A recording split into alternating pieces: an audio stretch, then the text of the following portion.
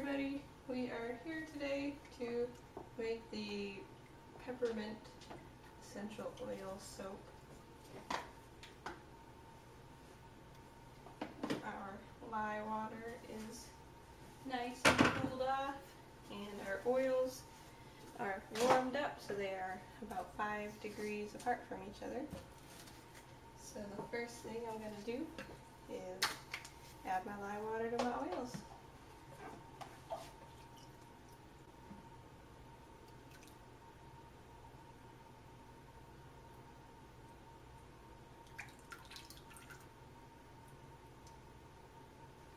Alright, we have reached a light trace, or just past emulsification, so I am done stick blending for now. I'm going to set aside a little bit of this for another product I have going on. I've made a little bit extra soap to compensate. I'm going to use it for one of my other holiday soaps, and I just need it to be plain white and unscented, so I'm going to set just a little bit of this aside first, and then I'll be back to do the peppermint soap. Just realized that I forgot to line my mold, so I just ran really quick and did that, and right now I am super glad that I don't use a very quick moving recipe.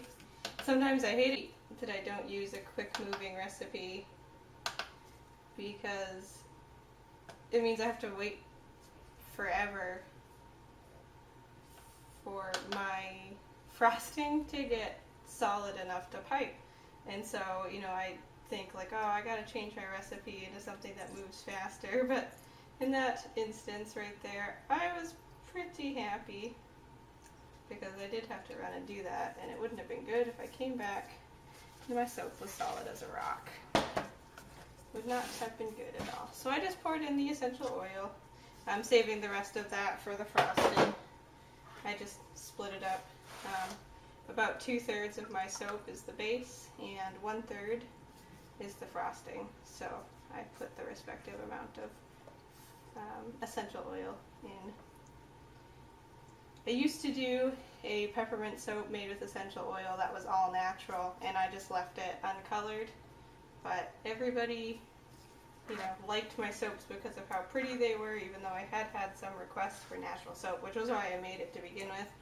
But everybody liked how pretty my soaps were, and so the all natural stuff didn't sell very well. So I actually transitioned it into the white and red swirl, so it's still fragrance with an essential oil instead of a fragrance oil, but I don't call it all natural because I do use pigment and titanium dioxide in it. So in my book, that really makes it not all natural, but I know that's a really, really messy debate to get into. So, everybody has their own opinion on it, and I'm fine with that. I just personally don't like to label this as all natural. So, let's see. Alright, and I think this is ready to pour. Here is my very, very freshly lined mold, since I completely had a brain fart. I could tell I was forgetting something, and I hate that feeling when you're forgetting something but you can't put your finger on it. And I was sitting here and I was getting ready to make stuff, and I was like, something's not right. And I couldn't figure out what it was, and then I looked over at my mold sitting on the counter next to me, and it hit me like a ton of bricks. So today I am going to do a hanger swirl. I'm going to try to mimic how I did it the last time because it came out looking really, really cool. Although the last time I did it, and I don't know if it's going to be the same as this time, my white was much thicker. Oh yeah, okay, good. My white was much thicker than my red, and it made it look super cool. And it does look like the white is thicker, and that's usually because of the titanium dioxide. It absorbs water or something like that. I'm not a science teacher, I don't know, but it makes it thicken up a lot quicker than it normally would. So the difference in textures makes the swirl look really cool.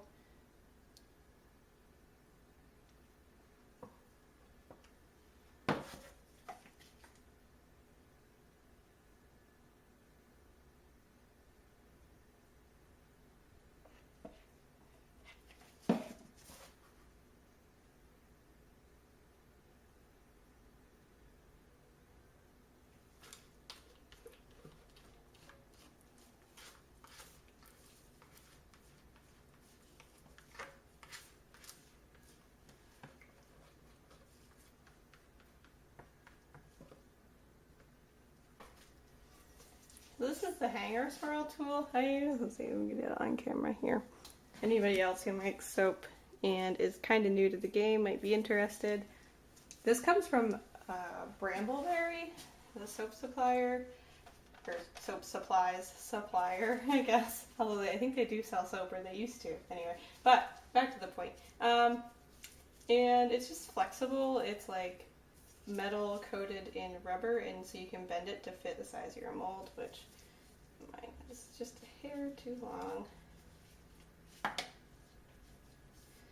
I've also heard of people using gear ties. I want to be 100% honest. I don't really know what a gear tie is, but I know that people do use them. So that was just a quick little hanger swirl, and hopefully we'll get nice loopy texture in there. And then I am going to get my piping ready to go, and I will be back as soon as that is done and ready to be piped. Alright, our piping is a nice thickness. I'm going to fill up my bag here. It actually might be just a hair too runny. Let's see. Oh, nope. That's great.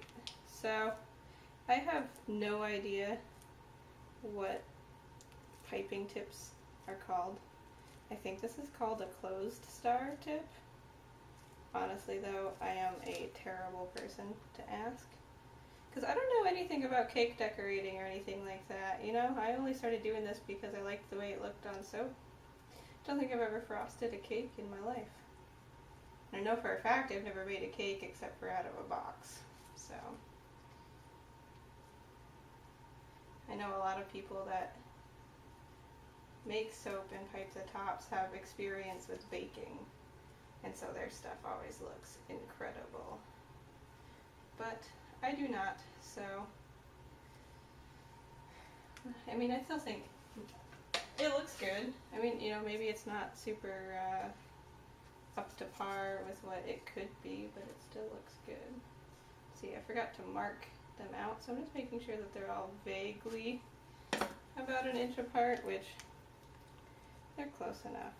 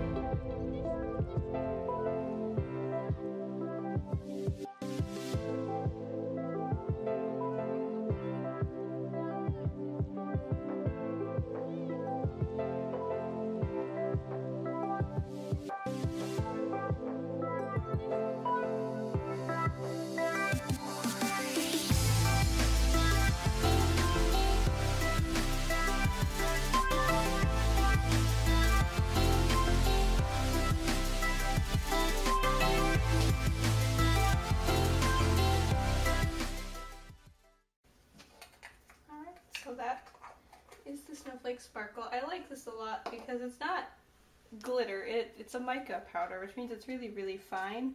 So unlike glitter, you can't exactly see the defined particles on it, but you still see that shimmer that the mica gives it. So it's less glittery and more just kind of a shiny. And I did that before I put the embeds on because I didn't want the embeds to get glittery. So these are the embeds. They're just little red soap gumballs, I guess you could call them. They're made with melt and pour or glycerin soap, whatever is your choice of phrasing. And I am just going to stick these on top. I'm going to take my glove off to do it because it seems like the glove always gets in the way and gets covered in soap because the fingers are just a tad bit too long for me. I'm going to attempt to place one at every inch so that I don't have to cut my bars funky tomorrow to make sure that I don't slice any of them in half.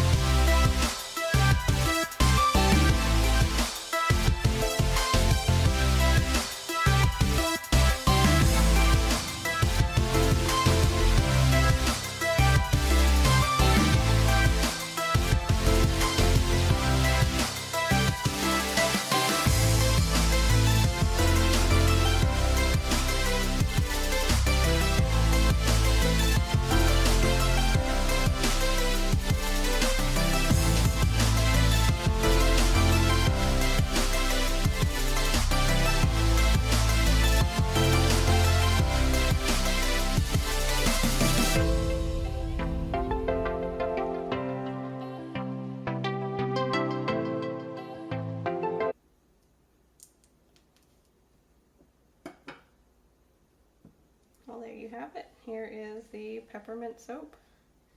And like I said, there's still some up in the shop, so there will be a link to my online store in the description box below, which I actually just put up my own personal website instead of, but if you get the chance, I would love it if you would go to my store, my website, and just tell me what you think.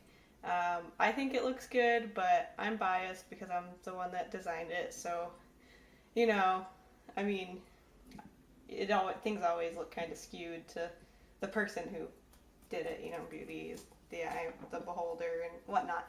So if you could just, like, even if you're not planning on buying anything, I would love it if you would just glance over the shop and either leave a comment or send me an email or, you know, message my business Facebook page or something and just let me know if you have any recommendations or if you like it the way it is or if there's something I should add or some way to make it more accessible. I haven't messed around a whole lot with it on the mobile side, so actually I'd love a lot of pointers from the mobile side because I haven't spent a whole lot of time optimizing it for, you know, smartphones and stuff. So, thank you for watching the peppermint video. They're very cute. These specific bars will be going up with the holiday release, but if you're itching to get some right now, go ahead and order it. And hopefully I will see you guys next Friday.